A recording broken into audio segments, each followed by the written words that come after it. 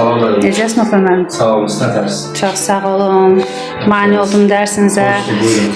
Adın nədir sənin? Yusuf Quluzadə. Yusuf Quluzadə. Biz sənin sinifini, müəllimini dəyişmək istəyirik. Başqa bir müəllimə keçirmək istəyirik. Razısanmı? Bəlkə daha yaxşı bir müəllimə keçirək səni.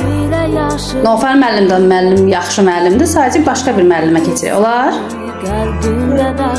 Hansı müəllimi istəyirsən? Nofər müəllimi. Çox istəyirsən Nofər müəllimi? Oldu, sizə uğurlar. Onda bir dənə də ifayəli qulaq asaq sənə. Düzgün yollar heç vaxt olmasa da asan, vətəninə sadiq olan,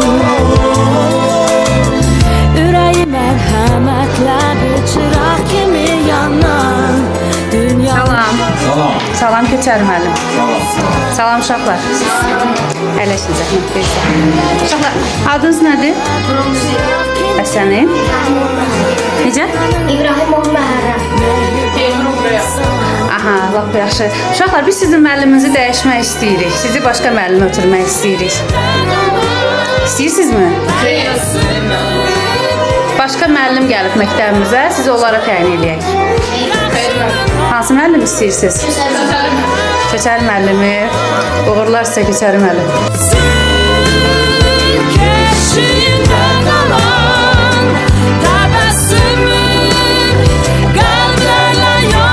Salam.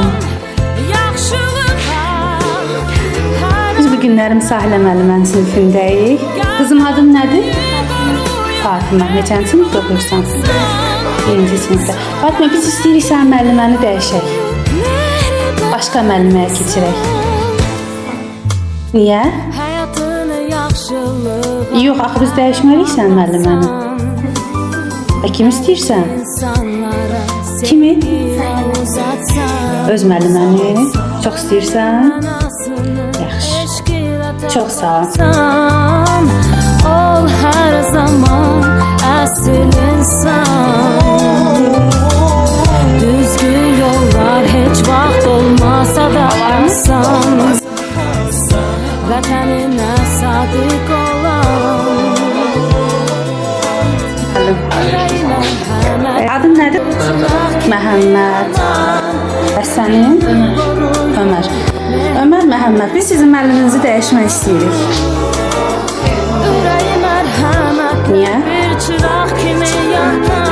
Dəyişək, başqa müəllimə verək. Daha yaxşı müəllimə verək. Axı biz dəyişmək istəyirik müəllimimizi.